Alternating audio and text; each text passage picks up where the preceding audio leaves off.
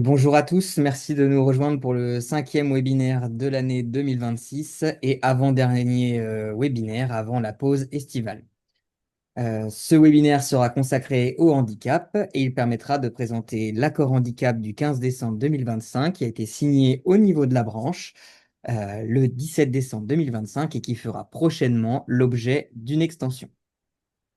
Ce webinaire sera coanimé par Justine Girardi, donc stagiaire au sein du Cinési, et moi-même, Maxime Briolet, juriste au sein du Cinési, ainsi que Isabelle Gauthier et Célia Ramaroni qui nous rejoindra tout à l'heure, nos expertes du groupe Vive. Comme d'habitude, vous pouvez poser vos questions dans l'onglet questions-réponses. Nous tenterons d'y répondre au cours du webinaire, mais aussi en fin de webinaire, dans un temps dédié. N'hésitez pas à préciser le contexte de vos questions, ce qui nous permet de nous rappeler à quel moment elle a pu intervenir et du coup de pouvoir bien comprendre de quoi vous parlez.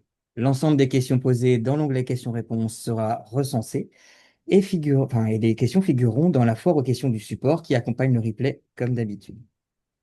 Pour rappel, le replay du webinaire et son support sont accessibles, comme tous les webinaires passés, sur notre site internet. On rencontre actuellement un petit souci technique, mais on essaie de les remettre tous pour que vous puissiez y avoir accès. Et enfin, le sixième webinaire de l'année 2026 aura lieu le vendredi 3 juillet 2026 et sera consacré aux actualités sociales. Donc, vous savez, en juin, juillet et en décembre, on fait des webinaires d'actualités sociales qui reprennent les actualités des 6 derniers mois. Donc, il s'agira du premier webinaire de Justine Girardi, donc stagiaire, donc soyez indulgents. Le webinaire de ce jour va être assez dense, donc on vous a fait un support assez exhaustif sur lequel vous pourrez revenir pour regarder en détail. Là, il va s'agir de présenter essentiellement les dispositions relatives au handicap, mais aussi les dispositions du coup de l'accord handicap 2025, et puis de laisser un temps suffisant à Isabelle et Célia qui nous font l'honneur d'intervenir dans le cadre du webinaire. Voilà. Donc, on va pouvoir commencer le webinaire. Donc, le sommaire. Dans un premier temps, on va procéder, Justine et moi, à une présentation de l'accord handicap signé par les partenaires sociaux au niveau de la branche. Dans un second temps, Célia et Isabelle vous expliqueront la complémentarité du haut degré de solidarité et du Fonds d'action sociale en inclusion. Et dans une troisième et quatrième partie, elles vous expliqueront les actions de branche et le Fonds d'action sociale en inclusion en cas de survenance d'un handicap, respectivement dans le cadre du régime santé et du régime prévoyance. Enfin, dans une cinquième et dernière partie, elles évoqueront les circuits de demande pour les adhérents, et les structures et les supports de communication. Voilà. Donc, première partie, présentation de l'accord. Le préambule. Donc, l'accord en préambule rappelle que constitue un handicap toute limite d'activité ou restriction de participation à la vie en société subie dans son environnement par une personne en raison d'une altération substantielle, durable ou définitive d'une ou plusieurs fonctions physiques, sensorielles, mentales, cognitives ou psychiques, d'un polyhandicap ou d'un trouble de santé invalidant. Ensuite, le préambule rappelle que le Code du travail impose pour les organisations qui sont liées par une convention de branche de se réunir tous les 3 ans sur les mesures qui tendent à l'insertion professionnelle et au maintien dans l'emploi des travailleurs handicapés. Et enfin, dernier point sur cette slide, les partenaires sociaux ont également tenu à rappeler que cette négociation s'inscrivait dans les valeurs défendues par la branche, que sont la diversité, la promotion de la diversité, la promotion d'égalité des chances et la lutte contre les discriminations. Alors cet accord poursuit plusieurs objectifs afin de permettre l'inclusion des personnes en situation de handicap. Les objectifs principaux vont être donc la promotion du recrutement des personnes en situation de handicap, de favoriser leur maintien dans l'emploi, leur évolution professionnelle, le développement de leurs compétences, ainsi que l'accès à une formation professionnelle. Aussi, l'idée, c'est de faire connaître les droits des personnes en situation de handicap et de rappeler les obligations légales et conventionnelles qui incombent à l'employeur dans cette matière. Nous attirons toutefois votre attention sur le fait que les structures et représentants du personnel doivent veiller à ce que l'ensemble des dispositions de cet accord soient sur la base du volontariat avec l'accord du salarié en situation de handicap pour que l'accord n'ait pas pour effet de les stigmatiser ou de les isoler.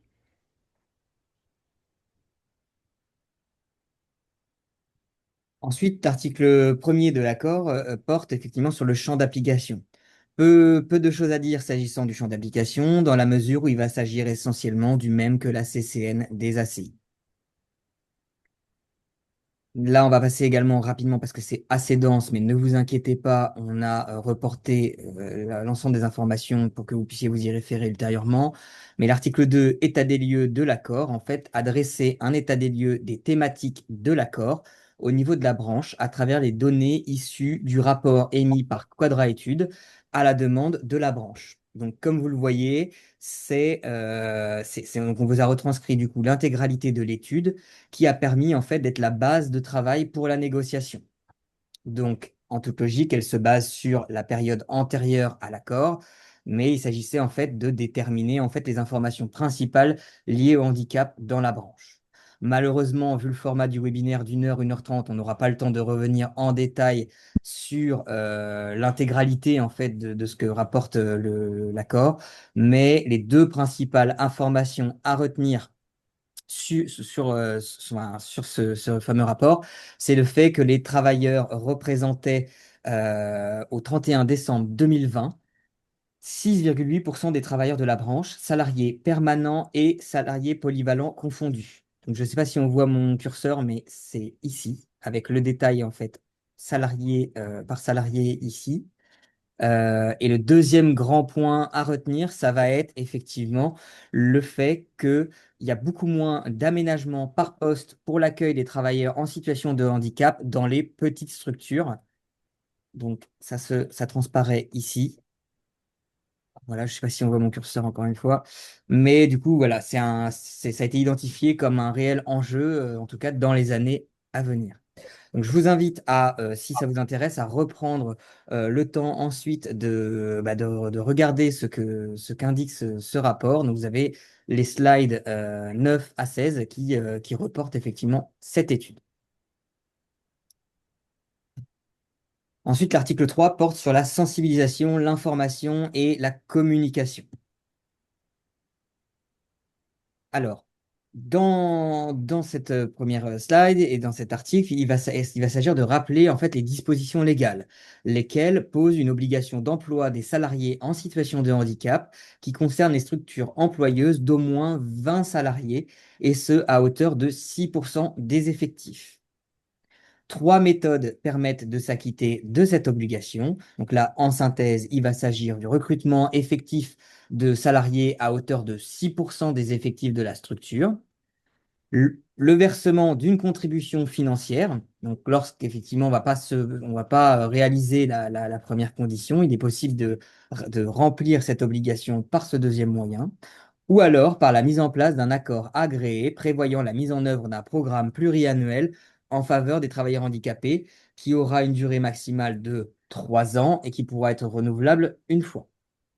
Donc, on va pouvoir développer ces méthodes dans les slides suivants. Donc, Justine va pouvoir les développer. Et effectivement, l'accord qui a été conclu au niveau de la branche n'a pas pour effet de se substituer à cette obligation. Donc, il faudra bien pour les structures concernées s'acquitter de la dite obligation.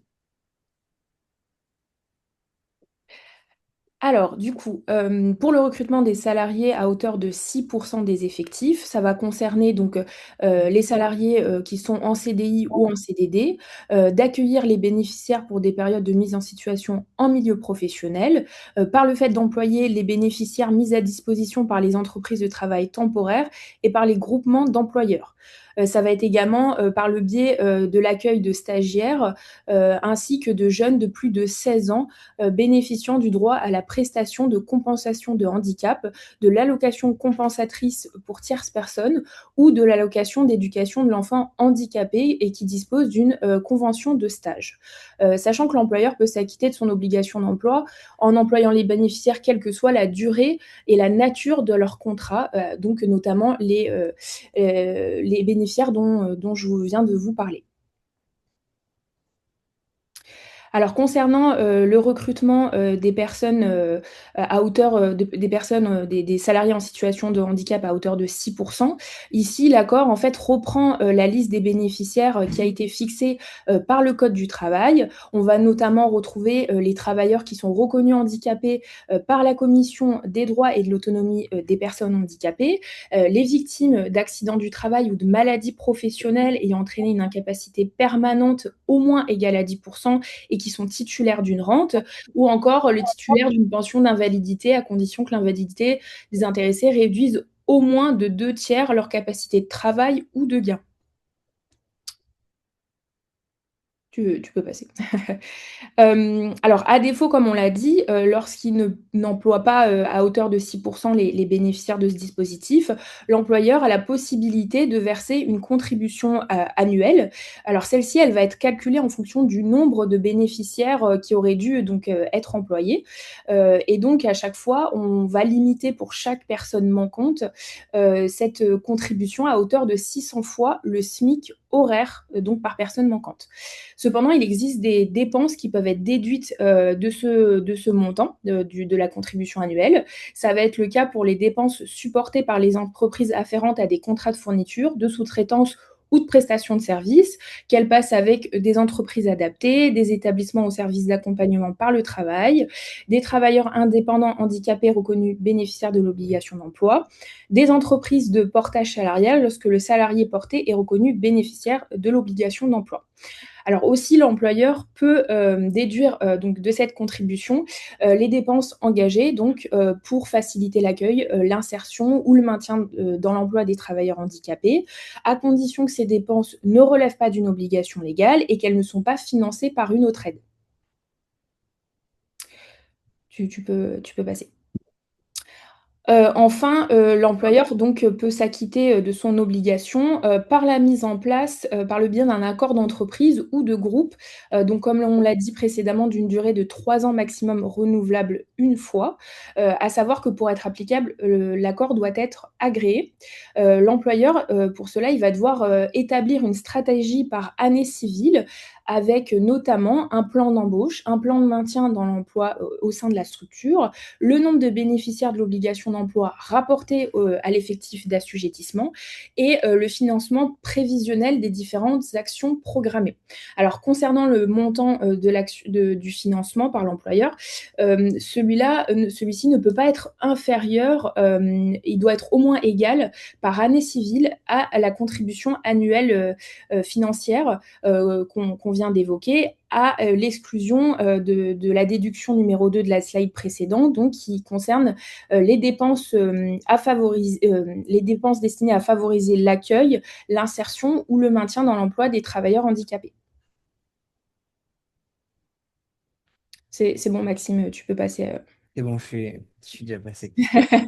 Ensuite, effectivement, dans le même article, il va être indiqué les partenaires compétents, en fait, et là où vous pouvez, en tant que structure, donc, notamment les structures, trouver de l'aide et avoir des interlocuteurs sur la thématique, principalement là, du handicap, puisque c'est dans l'accord. Les acteurs et organismes spécialisés donc accompagnent les salariés, leurs représentants, mais aussi, il faut le savoir, les structures. Et en fait, là, l'accord va procéder à un rappel vers qui on peut se tourner. Pour chacun, il va être indiqué le public visé et le type de soutien qui peut être apporté. Il va s'agir notamment des missions locales, de l'Agence nationale pour l'amélioration des conditions de travail, des maisons départementales des personnes handicapées, des établissements et services de préorientation ou de réadaptation professionnelle, qui sous le diminutif ESPO, des services de prévention et de santé au travail, bien sûr, de France Travail ou encore de l'APEC. Il y a aussi beaucoup de ressources gouvernementales qui peuvent être utilisées et du coup, n'hésitez pas à vous référer à l'article dans son intégralité parce que comme je vous l'indiquais, il va préciser pour chacun quel est le public visé pour l'aide et quelles aides peuvent être apportées. Donc voilà. Donc, n'hésitez pas à les solliciter, notamment pour réaliser en fait les obligations légales, mais aussi les obligations qui vont être édictées par l'accord. Alors, concernant le rôle du CSE, en la matière, celui-ci va différer selon, l'effectif de votre structure.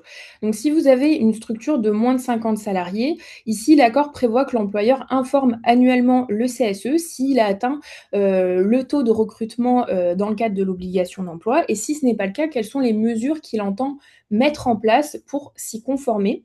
Donc, voilà, cette disposition, c'est un apport de l'accord puisque, le code du travail ne prévoit pas cette obligation pour l'employeur. Alors, pour les structures d'au moins 50 salariés, dans ce cas-là, le CSE va être informé et consulté sur les mesures prises en vue de faciliter la mise, la remise ou le maintien au travail des travailleurs handicapés, notamment sur l'aménagement des postes de travail. Il va également contribuer notamment à faciliter l'accès et le maintien des personnes handicapées à tous les emplois au cours de leur vie professionnelle. Et l'employeur devra mettre à sa disposition les informations sur les actions en faveur de l'emploi des travailleurs handicapés et les informations sur les mesures prises en vue de faciliter leur emploi, notamment celles relatives à l'application de l'OETH. Enfin, si votre structure compte au moins 300 salariés, la commission santé et sécurité au travail devra être créée au sein du CSE et reprendra ses missions en lien avec la santé, la sécurité et les conditions de travail. Et s'il existe une commission formation au sein de votre structure, celle-ci devra étudier les questions liées à l'emploi et au travail des salariés handicapés.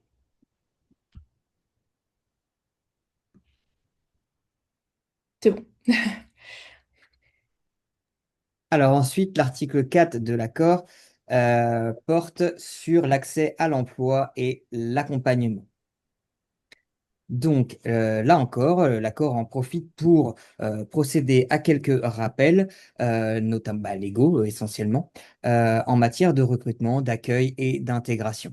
S'agissant, pour rappel, des salariés en parcours d'insertion, l'éligibilité à un parcours va être appréciée en fonction de difficultés sociales et professionnelles de la personne, ainsi que de son besoin d'un accompagnement renforcé. Ces critères-là peuvent résulter du fait d'être bénéficiaire notamment de l'allocation adulte handicapé ou de répondre à plusieurs critères cumulés d'éligibilité, notamment en raison d'une situation de handicap légitime. Ça peut être cumulatif avec une situation globale. Mais là, ce qui souhaite être indiqué, c'est que le handicap peut générer plusieurs critères qui peuvent conduire à cette éligibilité à un parcours d'une personne. S'agissant ensuite des salariés permanents, le recrutement à un poste de travail se fonde sur les compétences. Et le Code du travail, pour rappel, prohibe le fait d'écarter un candidat à une procédure de recrutement ou l'accès à un stage dans une structure en raison de sa perte d'autonomie ou de son handicap. Hein, pour rappel, hein, de manière générale, on vous a mis l'article du Code du travail, mais le Code du travail pose plusieurs critères qui sont strictement prohibés et qui peuvent générer en fait une discrimination envers certaines personnes. Et effectivement, l'état de santé et plus précisément le handicap en font partie. Pour rappel, hein, il y a aussi l'âge, les convictions politiques et syndicales, l'orientation sexuelle, etc., etc. Donc là, l'accord, dans l'apport qu'il va avoir, ça va être d'inviter les structures à prendre des mesures concrètes qui vont permettre de favoriser l'emploi de salariés en situation de handicap. Vous êtes invité donc à indiquer dans vos offres d'emploi que le poste va être ouvert aux personnes en situation de handicap, donc de l'indiquer expressément, et de préciser, le cas échéant, que les locaux sont adaptés aux travailleurs en situation de handicap et que le poste de travail est aménageable en fonction de la situation donc qui va caractériser le candidat qui va être en situation de handicap. L'accord invite également les structures à diversifier les canaux et les moyens de recrutement, notamment par la diffusion d'offres d'emploi au sein des réseaux compétents en la matière, donc notamment ceux évoqués dans la slide précédente. Et vous êtes également invité à établir un processus d'accueil et d'intégration adapté et de le proposer aux travailleurs en situation de handicap qui vont intégrer votre structure, hein, donc que ce soit un candidat à un poste ou dans le cadre d'un stage, etc. Et il est précisé que ce processus est porté à la connaissance du CSE lorsqu'il a été mis en place. Alors, chaque structure doit désigner un référent handicap sur la base du volontariat. Ce sont aux structures de définir les modalités de désignation du référent handicap. À noter toutefois que l'employeur n'est pas tenu d'en désigner un s'il démontre qu'il peut assurer le rôle du référent handicap par le biais d'un prestataire externe ou par une personne travaillant au sein d'une structure employeuse externe relevant d'un même ensemblier ou d'un même groupe.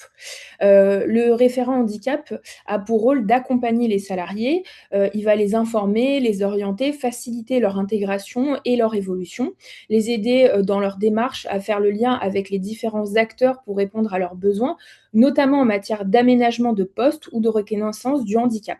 Il peut également participer à la demande du salarié à certains échanges liés dans l'emploi, au maintien d'emploi, tout en étant soumis à une obligation de discrétion. L'employeur, lui, est tenu de lui donner les moyens nécessaires pour exercer ses missions, donc en lui accordant notamment du temps dédié sur son temps de travail et en lui permettant d'accéder à des formations qui vont lui permettre donc d'exercer ses missions. À noter que le référent handicap ne se substitue pas à l'accompagnateur socio-professionnel auprès des salariés en parcours d'insertion, ni aux structures spécifiques compétentes sur ce champ. Tu peux passer à la slide suivante. Les structures doivent également adapter et aménager le poste de travail des salariés en situation de handicap. Pour cela, elles doivent, leur organiser un accueil adapté afin de faciliter leur prise de poste ou leur retour. Les modalités de cet accueil font l'objet d'une réflexion avec les acteurs de la structure, comme, les salariés concernés et des acteurs externes comme Cap Emploi, qu'on a déjà, cités. Elles doivent alors analyser les besoins spécifiques de la personne en situation de handicap au moment du processus de son recrutement et mettre en place un protocole d'accueil type des candidats et salariés en situation de handicap en se faisant accompagner par les acteurs spécialisés externes et le référent handicap s'il existe dans votre structure. Elles doivent également informer le salarié nouvellement embauché des mesures qui existent dans sa faveur dans votre structure et les différents textes conventionnels applicables, dont notamment, bien évidemment, cet accord handicap. Tu peux passer à la slide suivante. Alors ensuite, l'article 5 porte sur l'accès à la formation professionnelle et à la promotion professionnelle. Donc là encore, essentiellement, il va s'agir à travers cet accord, de rappeler les dispositions légales en matière d'accès et d'adaptation des offres de formation. Donc, pour rappel, hein, la loi prévoit notamment l'adaptation des formations par l'accueil à temps partiel ou discontinu, notamment, hein. Donc, c'est un des grands des moyens, on va dire, pour permettre l'accès, parce qu'on sait que la condition physique, le plus souvent, mais psychique également, hein, du coup, peut en fait limiter l'accès à la formation des salariés en situation de handicap. Donc là, la difficulté, ça va être de ne pas exclure les salariés de l'accès à la formation parce que, pour rappel, il y a un principe d'égalité de traitement. Les salariés en situation de handicap doivent avoir accès à l'ensemble des dispositifs de formation tels que prévus par le Code du travail, quitte effectivement à devoir prendre des mesures appropriées pour leur permettre d'y avoir accès. C'est pourquoi il peut y avoir des adaptations, notamment proposées par les organismes de formation pour que ça n'ait pas d'incidence en fait sur la capacité d'insertion ou de réinsertion professionnelle, mais aussi en matière de maintien dans l'emploi. Donc, par exemple, pour illustrer, pour favoriser le développement des compétences ou l'accès à différents niveaux de qualification professionnelle, il va par exemple falloir suivre des formations, notamment par exemple informatique, pour permettre ce maintien dans l'emploi et le fait de pouvoir maintenir leurs compétences en matière technologique. Si jamais c'est le cas, L'idée, c'est que le format des formations suivies ne soit pas prohibitif et donc il peut y avoir plusieurs moyens effectivement d'adapter ces formations. Donc soit effectivement l'organisme a par exemple des locaux adaptés et il est indiqué expressément qu'ils peuvent suivre cette formation. Donc ça peut être individuel comme ça peut être collectif, hein. Mais effectivement, l'esprit va être de pouvoir avoir accès aux mêmes formations que les autres salariés. Bon, là, essentiellement, l'apport va indiquer que les structures doivent s'assurer que les formations qui vont être dispensées par les organismes de formation soient bien adaptées aux travailleurs handicapés et qu'il y ait un rôle proactif en la matière. Que l'organisation des formations soit adaptée à la situation des salariés en situation de handicap. Donc, comme je vous l'ai dit, bah, notamment via la durée. Donc, ça peut être, par exemple, ce qui est des demi-journées ou alors à des aménagements liés au déplacement. Donc, c'est-à-dire, est-ce que, par exemple, je ne sais pas, la formation peut être suivie à distance, ce qui pourrait permettre de résoudre certains problèmes liés à la mobilité, ou alors recourir à des intervenants spécialisés, bah, par exemple, quand bah, le handicap être lié à la surdité. Ou encore l'adaptation avec le matériel qui va être utilisé lors de la formation qui va être poursuivie, qui va être suivie. Ensuite, il va y avoir une slide donc, qui retrace effectivement ce qu'indique l'accord sur la prise en charge financière de la formation. Donc là, vu qu'il est déjà bientôt 11h30, je vais peut-être privilégier les slides suivantes, mais ça va être effectivement l'idée que spécifiquement au handicap, il va y avoir des financements par l'OPCO de la branche, hein, qui est Uniformation qui va pouvoir avoir être à l'origine de financements spécifiques à destination des personnes en situation de handicap. Donc, on vous a donné des indicateurs sur l'année 2025 pour illustrer effectivement ce rôle de financement. Il y a également effectivement l'AGFIP et Cap Emploi qui va pouvoir mettre à disposition des organismes de formation et des centres de formation des apprentis des solutions pour que les personnes handicapées accèdent effectivement aux formations tout au long de leur parcours. Donc là encore, les partenaires sociaux ont souhaité rappeler et inviter les structures et les référents handicap donc évoqués par Justine qu'il faut se rapprocher de la GFIP, de Cap Emploi ou de toute autre institution spécialisée pour connaître les conditions permettant de bénéficier notamment d'aides financières dans le cadre de la formation professionnelle. Et aussi, très rapidement, que le fait qu'il y a des fonds conventionnels de la branche. Donc, ça résulte d'un engagement des partenaires sociaux dans le cadre de la CPNEF, pardon, à étudier les modalités concrètes qui permettent de favoriser le départ en formation de personnes en situation de handicap et la prise en charge, entre autres, de frais annexes et des coûts pédagogiques. Voilà. Donc, bon, la slide est assez complète. Donc là, l'idée, c'était de procéder à un rappel, mais assez rapide parce qu'on va manquer de temps. Mais n'hésitez pas à revenir sur cette slide si vous êtes concerné par un besoin de financement. L'article 6, conditions de travail et maintien dans l'emploi des travailleurs en situation de handicap. Alors pour ce qui est de la reconnaissance de la qualité de travailleur handicapé, donc celle-ci est essentielle.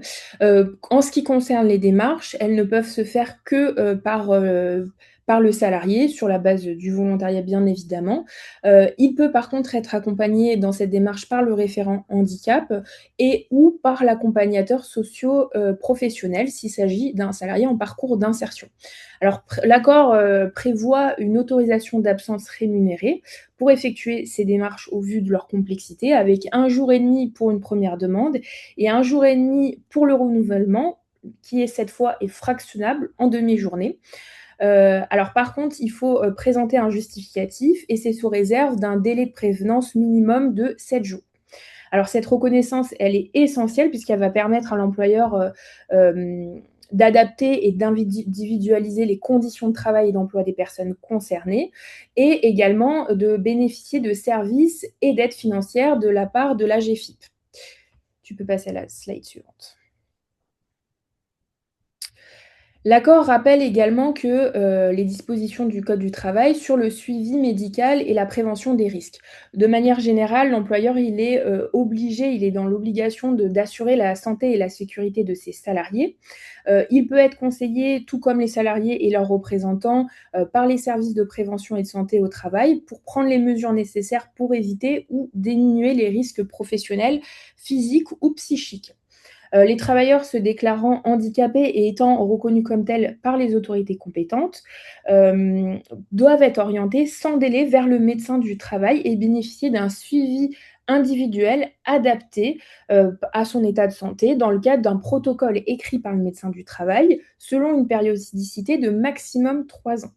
L'employeur devra prendre en compte l'avis du médecin du travail pour l'application des dispositions relatives à l'emploi des travailleurs handicapés et s'il décide de ne pas appliquer ces dispositions, il devra motiver son refus par ces motifs auprès du médecin du travail. Tu peux passer à la slide suivante. Alors, petite précision, effectivement, si jamais il y a des difficultés pour vous en tant que structure de procéder à cet aménagement ou s'il y a un désaccord par rapport à ce qui a été émis, la décision va être prise par l'inspecteur du travail après avis du médecin inspecteur du travail de déterminer ce qu'il va falloir faire. Et le salarié, votre salarié, va pouvoir solliciter à tout moment une visite médicale. Et le fait qu'il sollicite cette demande n'est pas susceptible de motiver une sanction. Alors, l'employeur doit également mettre en place les aménagements nécessaires pour permettre aux salariés, donc en situation de handicap, d'accéder à leur emploi, de le conserver, d'évoluer professionnellement ou de suivre une formation adaptée. Alors, le refus, de prendre ces mesures peut être considéré comme une discrimination. Alors, cela concerne notamment l'accessibilité du poste de travail, des logiciels utilisés et lorsque c'est possible, le télétravail. Les équipements adaptés peuvent aussi être conservés en cas de changement d'employeur si le nouveau poste représente les mêmes besoins. À noter que ces aménagements doivent rester proportionnels aux capacités de l'employeur, sachant que c'est possible de les financer en partie par des aides spécifiques. Concernant l'évolution de carrière, l'employeur doit veiller à offrir les mêmes opportunités en matière d'évolution de carrière et de rémunération aux personnes en situation de handicap qu'aux autres salariés de la structure pour pouvoir se conformer à son obligation de non-discrimination et aussi d'égalité de traitement entre les salariés de la structure. Et s'il existe un écart de rémunération qui est constaté par l'employeur, il devra prendre les mesures coercitives afin d'y remédier. Tu peux passer à la slide suivante. Mais alors effectivement, le sujet du principe d'égalité de traitement, il revient quasiment dans tous nos webinaires, hein. C'est vraiment une notion, même dans le cadre des réponses qu'on peut vous formuler, qui revient souvent. C'est-à-dire que toute personne qui va être dans une situation similaire ou tout groupe de personnes qui va être dans une situation similaire doit être traité de la même façon. À défaut, les salariés concernés peuvent effectivement demander de légitimer la différence de traitement et ça va être la même logique pour les salariés en situation de handicap. Et effectivement, le télétravail, on le sait au niveau de la branche, peut être le moyen effectivement le plus facile d'adapter un poste pour un salarié en situation de handicap. Mais bien entendu, il est bien précisé que c'est lorsque la nature du poste le permet. C'est-à-dire que, bien entendu, dans le cadre de salariés qui vont être sur des chantiers ou autres, on sait que ça va être compliqué. Par contre, par exemple, pour un salarié permanent qui va être sur un poste, par exemple, plus administratif, c'est une évidence que du coup, ça peut être un moyen mobilisable pour aménager concrètement le poste de travail du salarié en situation de handicap. Et aussi juste, pour l'évolution de carrière et de rémunération, il faut bien prendre en considération, bien évidemment, les aptitudes et les compétences du salarié en situation de handicap. C'est ça. Encore une fois, c'est pour des salariés qui sont placés dans une même situation par rapport à un avantage donné. Donc, s'ils ne sont pas dans la même situation, quand bien même effectivement il y a une réclamation, une demande d'application du même traitement, si vous êtes en mesure de le justifier par des critères pertinents et objectifs pourquoi il n'y a pas le même traitement, dans ce cas-là, ça ne peut pas être un droit acquis pour le salarié qui en fait la demande. Voilà. Alors, pour ce qui est de l'aménagement et le maintien dans l'emploi, le salarié peut demander, l'avis, du médecin, enfin, avec l'avis du médecin du travail, un entretien annuel, afin d'évaluer, sa situation et d'adapter, si nécessaire, ses conditions, de travail. Cet échange peut avoir aussi lieu lors de l'entretien d'évaluation si aucun entretien spécifique n'est prévu. Ici, l'objectif, c'est vraiment de prévenir la dégradation des conditions de travail, du handicap ou les risques professionnels. Le référent handicap peut participer à cet entretien pardon, si le salarié le souhaite. Tu peux changer Ça, de... ça ne peut pas être imposé aux salariés. Il est bien précisé que c'est à sa demande. En cas d'apparition ou d'aggravation du handicap, l'employeur doit rechercher des solutions pour favoriser le maintien dans l'emploi, comme l'adaptation de l'organisation du travail, la formation ou un environnement de travail qui soit plus adapté. Le salarié dont le handicap s'est aggravé peut également demander une réduction de son temps de travail après avis du médecin du travail. L'employeur prend les mesures nécessaires afin d'accéder à cette demande en priorité, mais en fonction bien évidemment des nécessités d'organisation du travail. Et si cette demande est acceptée, il faudra rédiger et signer un avenant au contrat et adapter la rémunération à la baisse en fonction du coup proportionnellement donc au temps de travail qui a été établi. Donc effectivement, il va y avoir un ordre de priorité qui va être établi. Et effectivement, si, vous l'avez compris, si l'organisation du travail ne le légitime pas ou que ça va être très compliqué pour la structure, ça permet effectivement à l'employeur d'avoir son mot à dire. Après, dans la mesure où c'est une possibilité et que ça va résulter de l'accord, il va falloir effectivement déterminer en quelle mesure il peut être fait droit à cette demande et de pouvoir justifier du coup le cas échéant si vraiment c'est impossible.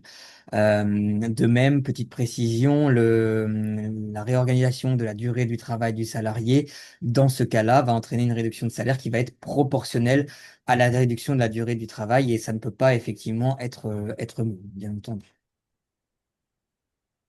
Et enfin, article 9, disposition finale, donc l'entrée en vigueur de l'accord, ça sera à partir du moment où il y aura l'extension, hein, qui pour rappel n'est pas encore intervenue, et ça sera à compter du premier jour du mois qui va suivre la publication de l'arrêté d'extension.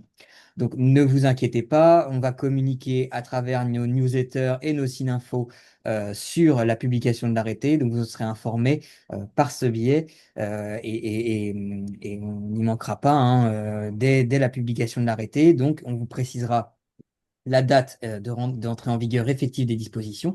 Mais donc, par exemple, là, s'il est publié courant juin, ça veut dire que à partir du 1er juillet, les dispositions seraient effectives. Et cet accord a été conclu pour une durée de 4 ans à compter de l'entrée en vigueur. Donc, vu qu'on n'a pas encore la date d'entrée en vigueur, on ne sait pas encore le terme, mais vous inquiétez pas, quand on communiquera, on précisera effectivement la fin de la période de durée de cet accord. Voilà, donc au final, on a été assez rapide. Il est 11h40 bientôt, donc on va maintenant pouvoir laisser la parole à nos intervenants, donc Isabelle et Célia pour les deuxième, troisième, quatrième et cinquième parties qui vont suivre. Bonjour. Alors merci de nous accueillir pour vous présenter donc euh, le haut degré de solidarité et le Fonds d'action sociale en inclusion. Je suis Célia Ramaroni, donc je suis chargée de projet chez Harmonie Mutuelle en compagnie d'Isabelle Gauthier. Oui, c'est bon que je vois. Super, merci. N'hésitez pas à me dire slide suivante, hein, comme ça je sais quand. Parfait, merci beaucoup. Alors, l'idée, c'est que vous puissiez repartir de ce webinaire avec des éléments un petit peu concrets sur ce que sont ces fonds, parce que ce sont des notions qui sont parfois un peu floues. Donc voilà, donc l'idée, c'est d'essayer de raccrocher ça au maximum au terrain et à ce que vous pouvez voir au quotidien. Donc voilà, surtout n'hésitez pas. Alors, je sais pas, peut-être que Isabelle, tu guettes s'il y a des mains levées ou des questions dans le chat. Et puis Alors, comme c'est ça, si... exclusivement par chat, et puis je regarde aussi s'il y a des questions au Ok, fur et à mesure. Je vous très bien. interromprai, désolé, puis on fera peut-être des temps pour que vous ayez le temps de répondre, sinon ce sera à la fin, donc vous inquiétez pas, vous avez le Très temps. bien. Parfait, on fait ça. Donc n'hésitez pas à m'interrompre si ce n'est pas suffisamment clair. Donc pour reprendre un petit peu l'idée générale, c'est que vous allez avoir une complémentarité de deux fonds sociaux qui vont pouvoir venir en soutien des salariés. Vous allez avoir le fonds en inclusion et le fonds de solidarité. Le fonds en inclusion, alors évidemment, on va vous présenter notre fonds en inclusion, mais je me dois de rappeler que des fonds en inclusion, il en existe, peu importe, en général, hein, chez n'importe quel organisme assureur. Voilà, donc même si aujourd'hui, on va se concentrer, nous, sur le nôtre, il en existe évidemment d'autres. Donc sur le nôtre, voilà, donc nos adhérents peuvent bénéficier d'un accompagnement social lorsqu'ils rencontrent des situations de fragilité. Et il va y avoir donc des aides financières qui vont être déclenchables sur un certain nombre de motifs, donc notamment sur les danses, le handicap ou les frais de santé. Ce fonds, il est évidemment complémentaire à votre fonds de branche, donc au haut degré de solidarité. Donc ce haut degré de solidarité qui est commun, peu importe le choix de votre organisme assureur. Il est en principe alimenté par 2% hors taxe des cotisations.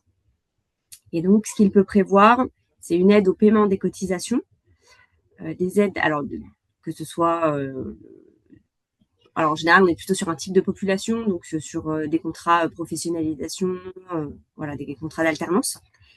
Il peut prévoir aussi des aides financières individuelles, en lien notamment avec le handicap, ou des financements d'actions de prévention pour les entreprises. Du coup, vous pouvez passer à la slide suivante. Merci. Je vais vous laisser Isabelle pour vous présenter le régime santé. Bonjour à tous. Donc moi, effectivement, là, je vais vous parler du régime santé, action de branche, mais également sur le fonds d'action sociale en inclusion. Et on va plus spécifiquement, effectivement, parler d'exemples et de cas de survenance lors d'un handicap du fait du sujet du webinaire du jour. Tu peux passer. Merci. Donc le fonds santé, les aides d'action sociale, les aides sociales sur les restes à charge frais de santé, elles se passent sur deux niveaux, parce qu'on a mis niveau 1, niveau 2. En fait, voilà, tout adhérent à Harmonie Mutuelle peut faire une demande de fonds d'action sociale pour des restes à charge onéreux. Donc, bien évidemment, là, aujourd'hui, lié au handicap, mais ça peut être aussi sur des frais dentaires. Sur des dépassements d'honoraires, sur voilà, tout reste à charge, voilà, sur un frais de santé peut intervenir du coup en commission. Donc le cheminement effectivement sur les frais de santé, c'est le fonds d'action sociale en inclusion de la mutuelle en premier, et ensuite qui déclenche automatiquement le fonds social, enfin le fonds de solidarité de la branche, donc des accords ACI, qui ont décidé effectivement aussi de participer sur les frais de santé pour aider leurs salariés. Slide suivante. Donc là, je vous fais un petit focus sur le fonds santé Harmonie Mutuelle, du coup qu'on appelle en inclusion. Voilà, la mutuelle a un fonds d'action sociale pour tous ses adhérents. Je vais pas tout vous citer, mais en gros, voilà, nous avons un peu plus nous avons 2,4 millions de budget annuel accordé sur ce fonds social, donc voilà, qui peut participer sur des restes à charge, donc frais de santé, hospitalisation, dentaire, frais liés au handicap, bien évidemment. Comment ça se passe? Nous avons 49 commissions d'action sociale dans toute la France. Et ces commissions ont lieu quasiment tous les mois. Voilà. Elles sont composées d'élus de la mutuelle qui étudient les dossiers de manière anonyme. Pour faire appel à ce fonds d'action sociale, il suffit d'appeler le numéro que vous avez sur la carte de mutuelle et ou passer en agence et demander un dossier, expliquer votre situation et on vous enverra ou on vous donnera du coup directement un dossier et le dossier sera étudié en commission, comme je vous l'expliquais, où il y en a tous les mois. Quelques chiffres, on a une moyenne accordée à l'année, par dossier, de 441 €. Donc c'est bien évidemment une moyenne. On a plus de 1000, j'ai plus les chiffres en tête, mais 1000 dossiers par an. Donc voilà, on peut aller de 50 € d'aide à 1500 € au besoin selon la prestation sollicitée. Et nous avons plus de 83% de dossiers accordés. Nous avons donné quelques exemples afin de vous matérialiser plus opérationnellement les demandes qui peuvent être faites. Donc on a le premier exemple de monsieur, suite à une opération du genou en lien avec son handicap, le chirurgien a pris les dépassements d'honoraires de 1000 €. Après remboursement de la mutuelle, le reste à charge est de 665 €. Étant donné qu'en plus le chirurgien n'est non optable, n'a pas signé la convention avec la Sécu, donc forcément les remboursements de même de la mutuelle sont du coup inférieurs s'il avait signé l'accord. Le fonds social de la mutuelle lui accordera une aide de 350 €. Madame a un enfant en situation de handicap qui doit avoir recours à un suivi chez le psychomotricien. Le devis s'élève à 2000 € par an. Après une prise en charge de la mutuelle, son reste à charge est de 1850 €. Le fonds social de la mutuelle lui accordera une aide de 1000 €. Voilà, malheureusement, malgré que les prises en charge du coup en lien avec le handicap, il peut rester des restes à charge importants. Notamment effectivement sur des choses souvent non prises en charge par la sécurité sociale ou peu prises en charge par la sécurité sociale.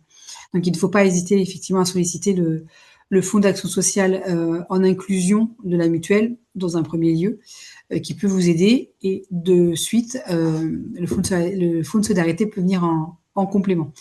Slide suivante. Donc là, effectivement, voilà, en complément du fonds d'action sociale de la mutuelle, nous avons le haut degré de solidarité de la CCN ACI, donc c'est votre régime mutualisé de l'accord de branche de la CCN ACI, qui du coup un dispositif complémentaire à l'action sociale en inclusion. Donc des accords ont été effectivement été faits et nous avons décidé avec la commission de mettre en place différentes actions et de types d'interventions. Donc les interventions d'aide, intervention des aides, pardon, donc remboursement par la mutuelle en premier lieu, prise en charge par le fonds en inclusion. Là, je vous remets un petit peu le circuit. Donc remboursement bien évidemment de la sécurité sociale et de la mutuelle. Ensuite, prise en charge par le fonds en inclusion santé. Et en complément, le prise en charge par le fonds du HDS santé. Et pour toutes celles, entre le fonds en inclusion et le fonds de solidarité des ACI, il n'y a qu'une seule démarche à faire pour le salarié. Voilà, on contacte la mutuelle dans un premier temps pour faire une demande de fonds d'action sociale pour son reste à charge, et nous ensuite on se charge de faire passer sur les deux commissions. Donc une seule démarche à faire. Si la demande dépasse le plafond ou s'il reste à charge après intervention du fonds de solidarité, notre service d'action sociale transmet le dossier de manière anonymisée à la commission paritaire afin de voir si la commission souhaite octroyer une aide supplémentaire. Donc effectivement, le fonds en inclusion comme le fonds de solidarité de la CCNACI, on a des critères d'octroi et d'accessibilité. Il n'y a pas en fonds en inclusion, il n'y a pas de critères de ressources. Le fait qu'il faut qu'on est adhérent, qu'on a un reste à charge de plus de 50 € fait qu'on peut bénéficier du fonds. Ça passe en commission, le dossier soit anonymisé, la commission décide d'octroyer une aide ou non. Sur le fonds des ACI, nous avons quand même quelques critères d'accessibilité, d'octroi, pas d'accessibilité, pardon. L'accessibilité, c'est tout salarié ayant droit du contrat de la mutuelle peuvent bénéficier des fonds. Et du coup, au niveau des critères d'octroi, là, effectivement, on a des conditions de ressources qui ont été établies du coup avec la branche, par rapport au revenu moyen.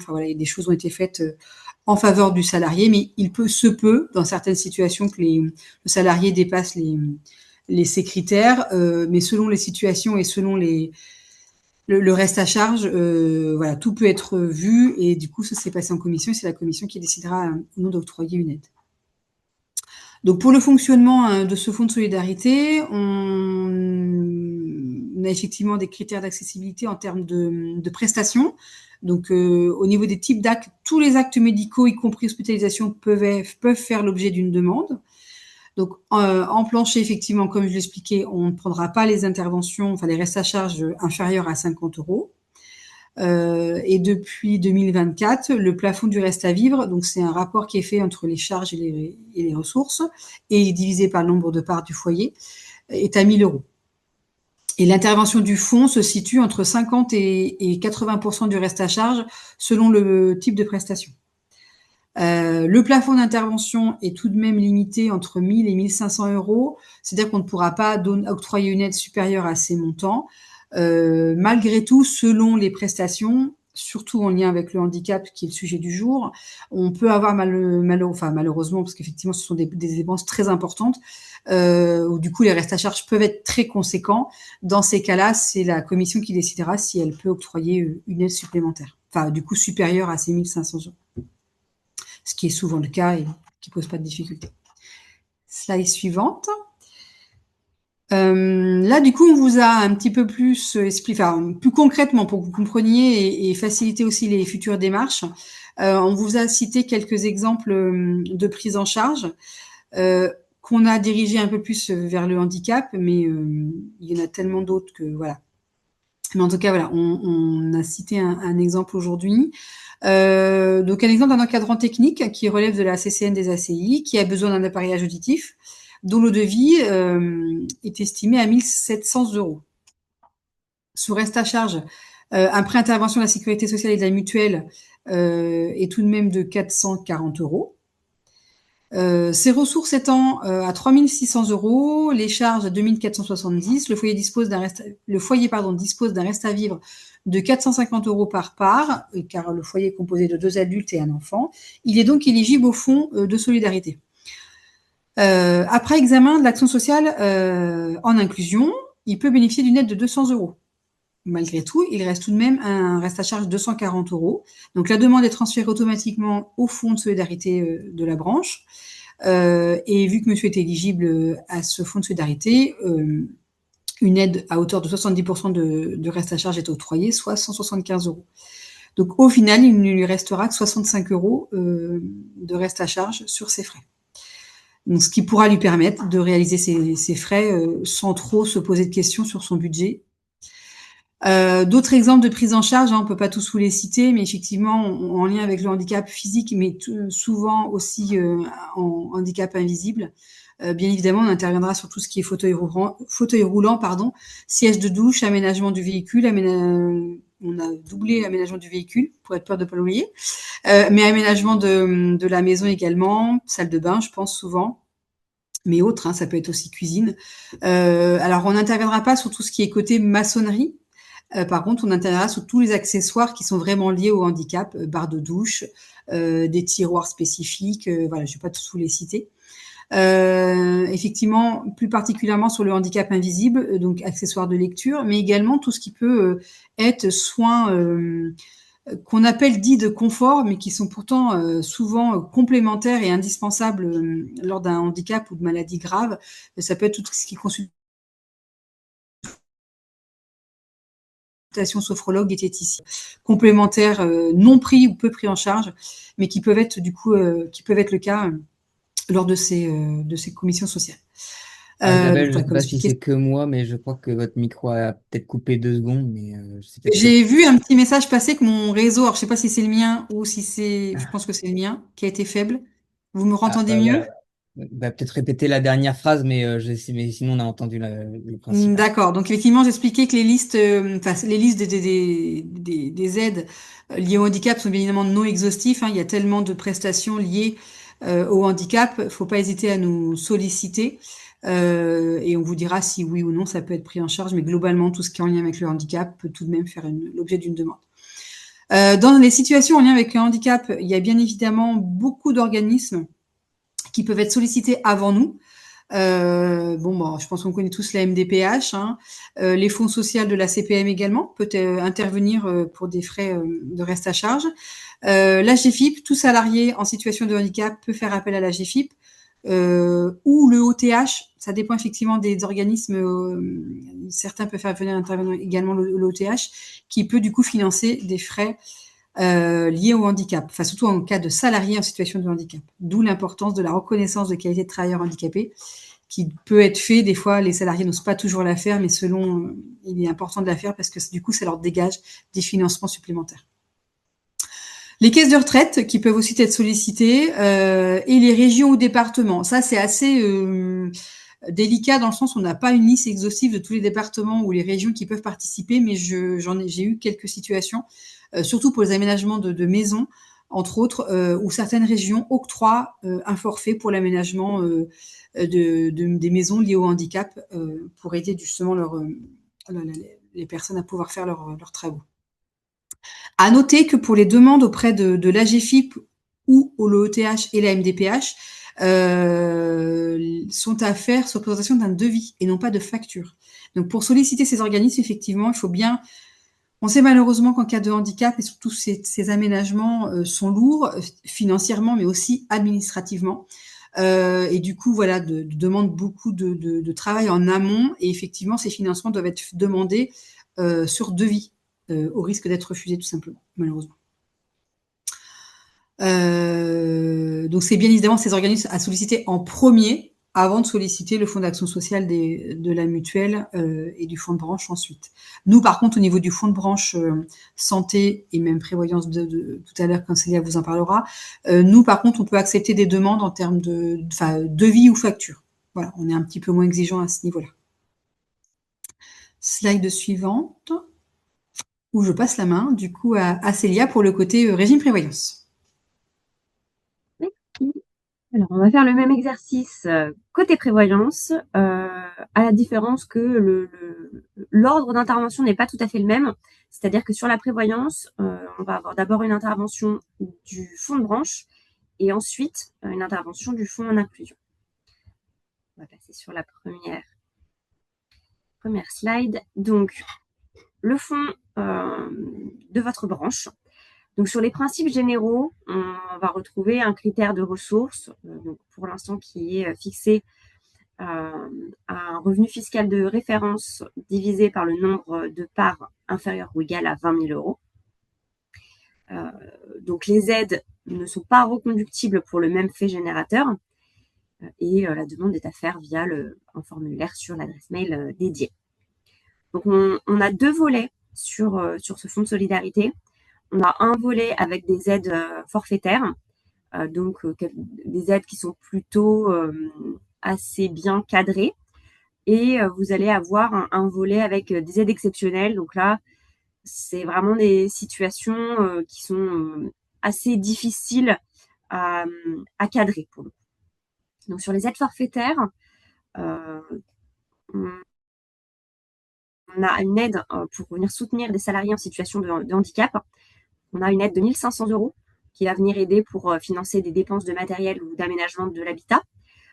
Donc, ça peut être sur le handicap du salarié ou des ayants droit, donc conjoint, enfant. On peut aussi avoir une aide jusqu'à 500 € pour financer un séjour adapté, voilà, donc pour le salarié ou ses ayants droit. Ensuite, vous allez avoir une aide pour le soutien en cas d'infection de longue durée, les ALD, donc avec un montant de 1 000 €, donc pour faire face aux frais occasionnés par l'ALD. Donc là, on va être sur une aide qui va être renouvelable une fois. Vous allez avoir également une aide jusqu'à 500 € pour financer des soins de support. Donc voilà, il y a plein d'exemples, hein, mais ça peut être de la réflexologie, voilà, une sophrologie, yoga, méditation. Voilà, donc il y a quand même un large éventail de soins de support qui peuvent être financés via cette aide. Et vous allez avoir ensuite une aide pour les aidants, donc avec le versement d'une aide de 1 000 € pour soutenir le salarié, pour le coup, dans son rôle d'aidant envers un proche malade ou dépendant. Donc voilà, donc, quand il est aidant d'un conjoint, d'un parent ou d'un enfant. Et vous allez avoir en complément de ces 1 000 € la possibilité de débloquer une aide au répit qui peut aller jusqu'à 500 € pour accueillir la personne que vous aidez en structure d'hébergement pour venir vous soulager. Donc voilà, donc c'est des hébergements qui sont temporaires pour quelques heures, quelques jours.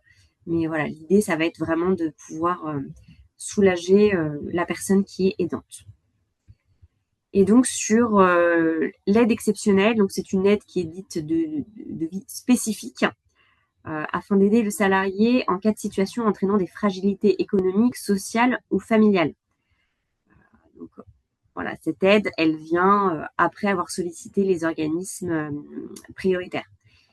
Et donc là, ce sont des aides qui vont être étudiées en commission. Et pour vous donner un exemple du type d'aide, voilà, ça peut être un salarié qui est en arrêt maladie suite à une lourde pathologie, qui a du coup une perte de revenus suite à cet arrêt et voilà, qui a engendré une situation financière avec voilà, peut-être des découverts, voilà. Donc, en tout cas, une situation où le salarié n'est plus en capacité de subvenir à ses charges fixes. Donc, voilà, on a des cas, voilà, on a eu un cas où il y a 1 000 € qui a été accordé au salarié. Un deuxième exemple, celui d'une salariée avec un enfant en situation de handicap qui a dû réaliser des travaux d'aménagement à son domicile. Donc, la MDPH est intervenue, les fonds sociaux de la mutuelle côté santé et le Fonds social de la prévoyance sont aussi venus accorder des aides.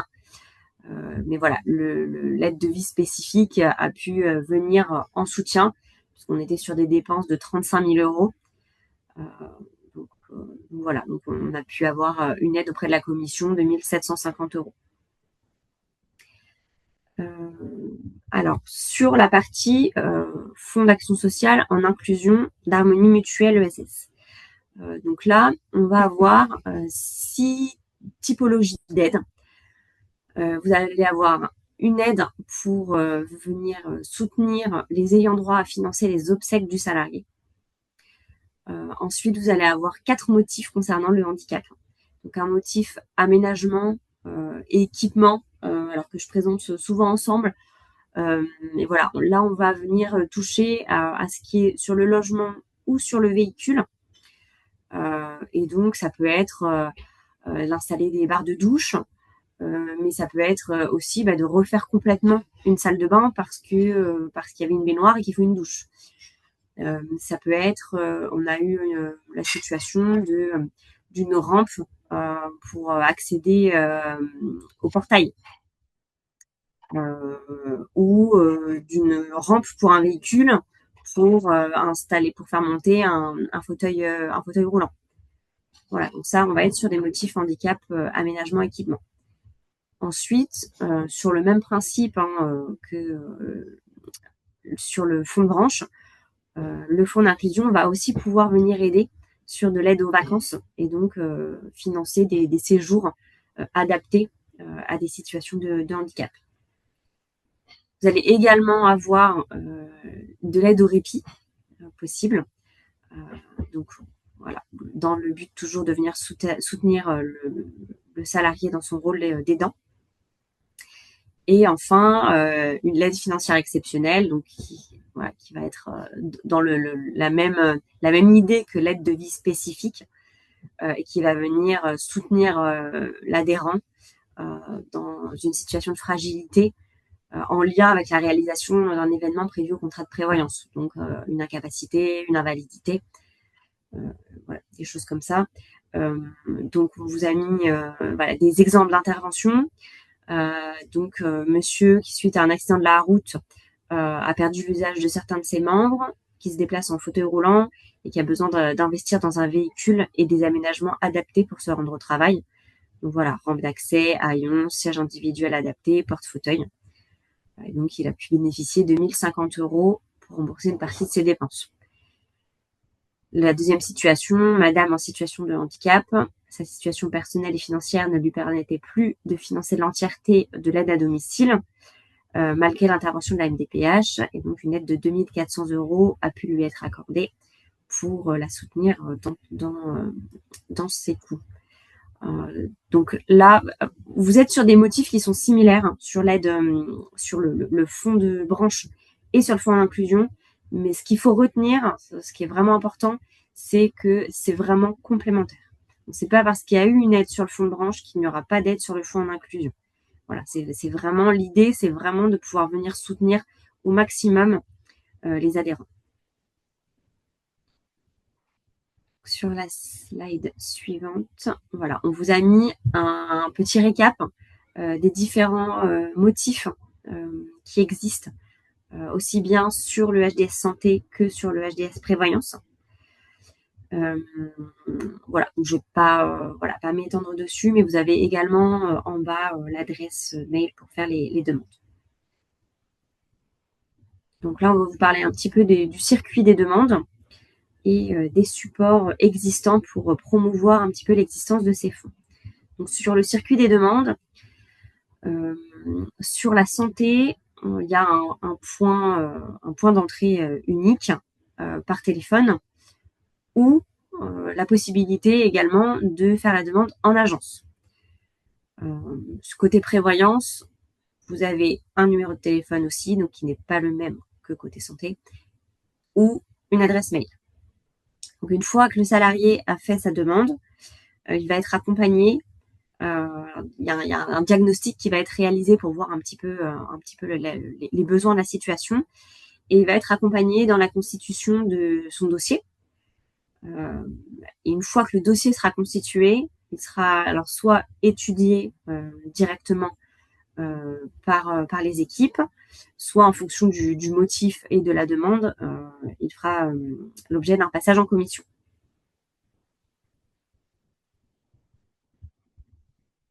Merci. Donc vous avez à votre disposition 2 affiches existantes, une sur la santé et sur la prévoyance, qui vont venir récapituler un petit peu tout ce qu'on s'est dit aujourd'hui, qui vont venir reprendre du coup les éléments, voilà, l'adresse mail, les points de contact. Voilà, donc l'idée, c'est vraiment de vous saisir de ces affiches, de les diffuser, de les afficher. On a vraiment besoin de vous, notamment sur le régime de la prévoyance, parce que autant sur la santé, on peut communiquer en direct aux salariés, autant sur la prévoyance, on n'a pas la possibilité. Ce qui veut dire que le seul moyen pour nous de nous faire connaître, c'est par le biais du relais que vont être les employeurs, les RH, les élus, voilà, en plus du bouche à oreille entre salariés. Mais voilà, donc c'est vraiment un travail de coopération entre nous. On a besoin vraiment que les équipes se saisissent de ces sujets-là pour les relayer et pour faire connaître ces fonds.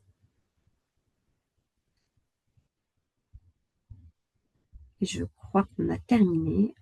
Alors, on a terminé pour votre partie. Et puis, en annexe, on vous a mis à la fin le rappel des bénéficiaires des pensions qu'on a pu évoquer tout à l'heure pour pas que ça fasse un gros bloc au sein de la présentation. Mais au moins, vous avez effectivement ce rappel en fin de support. Donc voilà, merci Justine pour ta première présentation de webinaire. Merci beaucoup Célia et Isabelle d'avoir bien voulu participer au webinaire de ce jour. Et puis du coup, on va pouvoir passer à un temps d'échange. Donc si vous avez des questions pour nos intervenantes et puis de manière générale, profitez-en, profitez qu'elles soient présentes si jamais vous souhaitez poser des questions sur une situation passée ou autre, n'hésitez pas. On a un petit peu de temps encore, on va pouvoir avoir un temps d'échange. S'il n'y a pas de questions dans un sens, tant mieux. Ça veut dire que qu'on a été clair, mais n'hésitez pas à poser vos questions. Donc, moi, je vais procéder à quelques rappels en attendant de voir s'il y a des questions. Donc, le support, le replay du webinaire seront accessibles d'ici quelques jours. Le replay du webinaire précédent n'a pas été publié dans les mêmes échéances que d'habitude, mais c'est parce qu'on a intégré Emmanuel, donc bah, Emmanuel d'ailleurs si tu veux dire un petit mot dans notre équipe qui est en cours de formation et notamment sur le montage vidéo et la publication des webinaires. Donc ne vous inquiétez pas, il y a le support, mais la vidéo va arriver prochainement d'ailleurs. Bah, certainement les deux, donc celui de ce jour et celui du mois dernier seront faits en parallèle et ils seront publiés dans la foulée. Donc, bah, tiens, Emmanuel, si tu veux te présenter, n'hésite pas. Bonjour à tous. Oui, donc je suis Emmanuelle, la nouvelle assistante administrative et financière du Cinési. Je suis arrivée début mai. Donc effectivement, je ferai les petits retours comme me le recommande si bien Maxime. Et on ne s'appelle pas Adrien Van de Velde, je vois qu'il y a Pas du tout. un petit problème. On a tous pour nom, enfin, nous deux en tout cas. Et puis, autre petit rappel, effectivement, le prochain webinaire, je l'ai dit en début de webinaire, mais pour ceux qui n'étaient pas encore arrivés, le prochain webinaire aura lieu le vendredi 3 juillet 2026. D'habitude, c'est en juin, mais là, on a décalé d'une semaine. Et il portera sur les actualités sociales, donc des 6 derniers mois, comme on le fait habituellement, donc une fois par semestre. Il sera en collaboration avec le cabinet Cornillet Avocat. Donc, n'hésitez pas à vous inscrire. Et puis, il y aura la pause estivale. Donc, bah, tout le restant du mois de juillet et le mois d'août, avant qu'on revienne à partir du mois de septembre. Et la grille de programmation est faite normalement jusqu'à la fin de l'année, ou sinon il va falloir qu'on mette à jour l'article parce que les derniers sujets ont été fixés. Et on sait à peu près du coup ce qui va être fait lors des webinaires, sauf changement de dernière minute s'il y a une actualité urgente, jusqu'au mois de décembre 2026. Donc voilà. Bon, je vois qu'il n'y a pas de questions, donc bon, on va clôturer à 15, je pense. Donc n'hésitez pas de profiter des dernières minutes et puis bah, vous inscrire pour le webinaire suivant. Donc, voilà. On vous souhaite à tous une bonne journée et puis bah, au mois prochain. Merci encore Isabelle, merci Célia et puis bah, merci. Et à Merci. vous. Merci à vous. Bonne journée. Merci. Bonne Bonne journée à journée à tous. vous. Au revoir.